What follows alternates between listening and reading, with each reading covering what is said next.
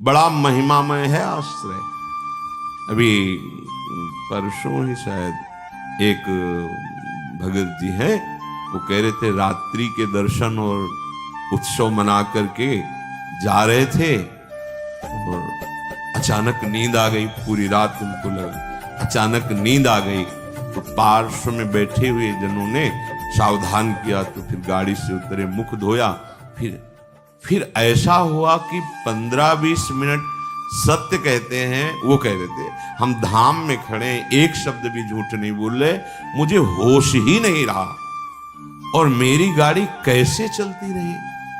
15-20 minute बाद जब चेतना आई तो घबरा गए कि गाड़ी कौन चला रहा था। और जहां बहुत सी गाड़ियां आ जा रही, उनका निश्चित प्रभु मेरी गाड़ी बैठकर चला रहे थे। मैं एक शब्द भी झूठ नहीं बोल रहा, कोई बड़ाई की बात नहीं कर रहा। ये मेरा हृदय, कोई माने ना मान, वो कह रहे थे मेरा हृदय देख रहा था, मेरे प्रभु चला रहे हैं। उत्सव करके रात्रि का दर्शन पूरा और फिर गए तो अचानक एकदम ऐसी नींद की स्थिति। अच्छा, दिन की दिनचर्या अपनी गृहस्थों की होती है और रात में पूरा यहां जगे।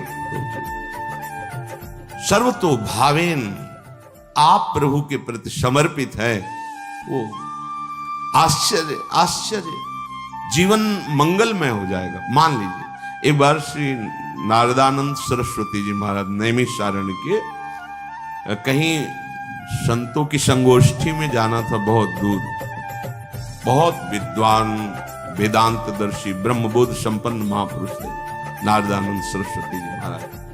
रास्ते में गाड़ी खराब हो गई, जहां कई किलोमीटरों तक कोई नगर नहीं, कोई।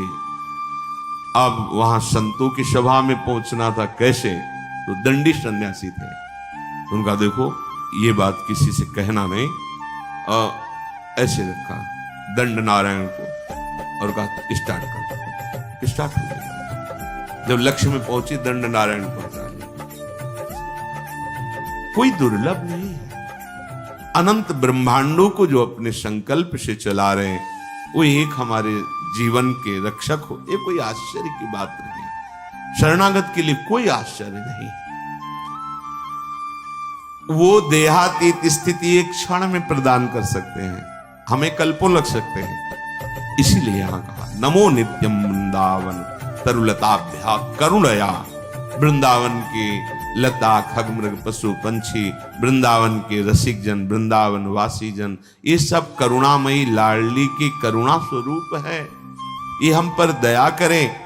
किरंतिभ्या, इनकी कीर्ति का गान करें, इनके दर्शन करें, स्पर्श करें, इनकी बातें सुने और स्मरण करें तो विभांतिभ्या पावे प्रकृति रस सारात्म महसा।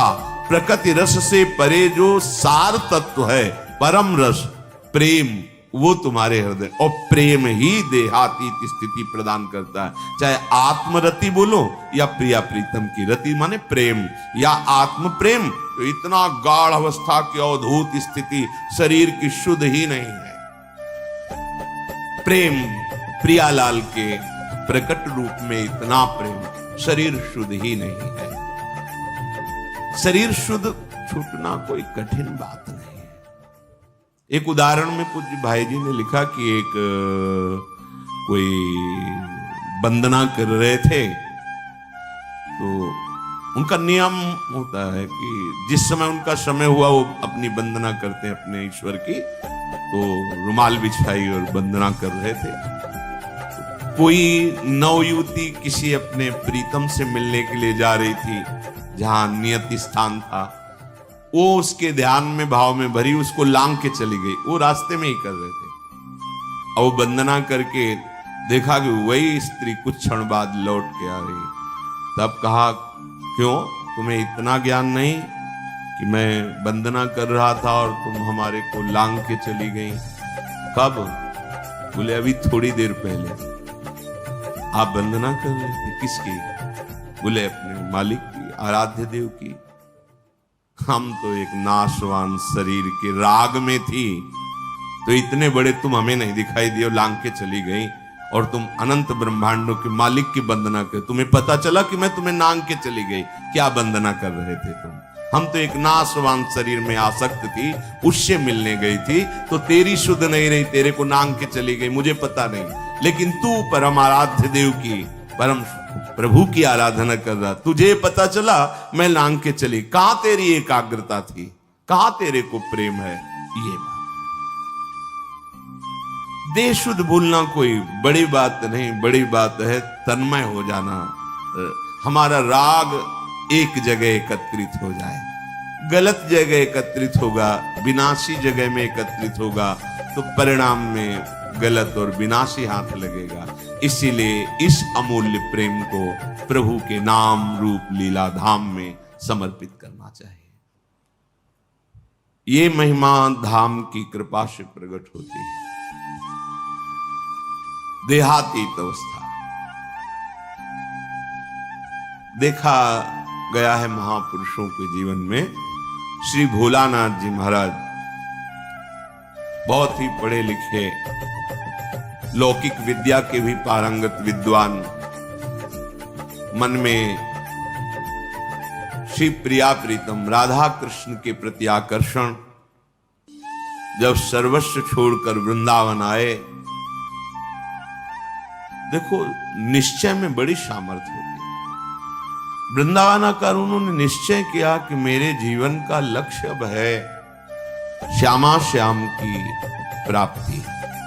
बहुत धैर्यपूर्वक निश्चय करना चाहिए।